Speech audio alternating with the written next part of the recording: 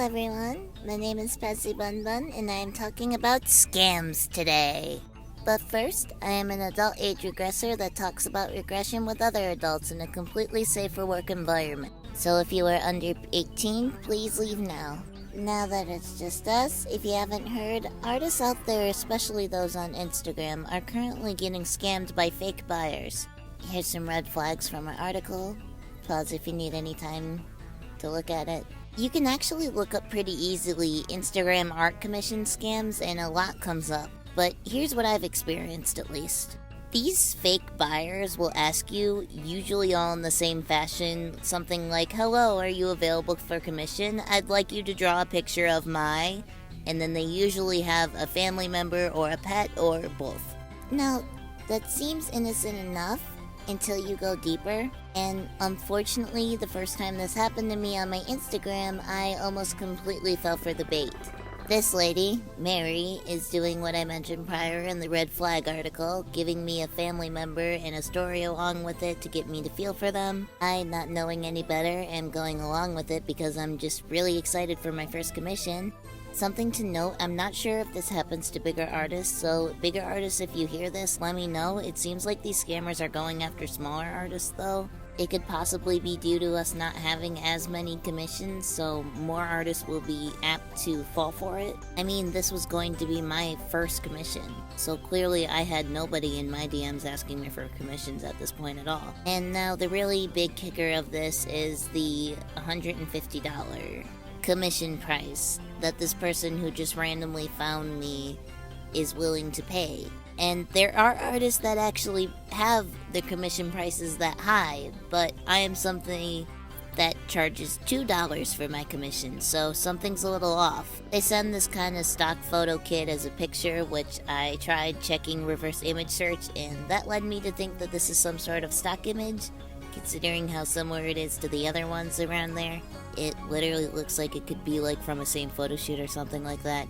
I'm also not going to be showing the kid's face, obviously, because I don't know if this was taken from somebody else's Facebook or if this was a stock image. I don't want to take any chances. The LOL is also quite suspicious. Mary. But me still being a dumb baby, I thought I was still in Truthland, so I'm trying to be as nice as I can to what I thought was about to be my customer. Moving on, she gives me more of a big elaborate story, which I end up making myself relate to because I actually did have a similar thing when I was younger. But here's where it starts having more plot holes. Remember that she says she wants frames for the picture. These scammers will lie and be very unreliable narrators to themselves. I ask her if she's aware that my art is digital, considering that she wanted to frame it, and I think it's just a lady that isn't too sure about what kind of art she's buying, like she thinks I'm going to give her a painting or something like that. I think that maybe the $150 is her thinking that I'm gonna send her like an oil painting or something, I don't know. Don't do my mistake. Don't say you will print things out for people when you're getting wary it's a scam. That could have gone so much worse. But thankfully she just wanted digital for now, except when I confirmed with her, she again changed the story and said that she also needed a physical copy.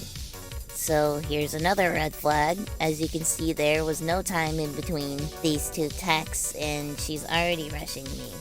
And this is where she hooked me in again. She asked if it was cool for her to pay up front right now, so I thought it was real. I should have known that shortly after I mentioned my preferred and, in my opinion, safest way to be paid for the work, though, that she would start with her big excuses again. Again, pause any of this if you guys need to. I have done other forms of work online, and I have learned that a moment a check is mentioned or a weird type of bank account, you need to grab your stuff and hightail it out of there.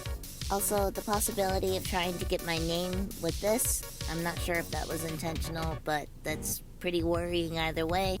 Here's where the nail in the coffin is for me though, folks. I'm not trying to be ageist, but I don't think old ladies say, "Oh, like seriously?" Mary says that she will get in touch with her alleged husband, and I thankfully never heard from her again. Mary isn't the only one though. There are so many accounts out there set up specifically just the scam artists. They make it even harder to figure out if it's a real person or not because it looks like they either take other people's photos from others' Facebook's accounts or they hack into old deactivated users. But either way, I hope that I've at least been able to warn a few individuals out there. Stay safe, everyone.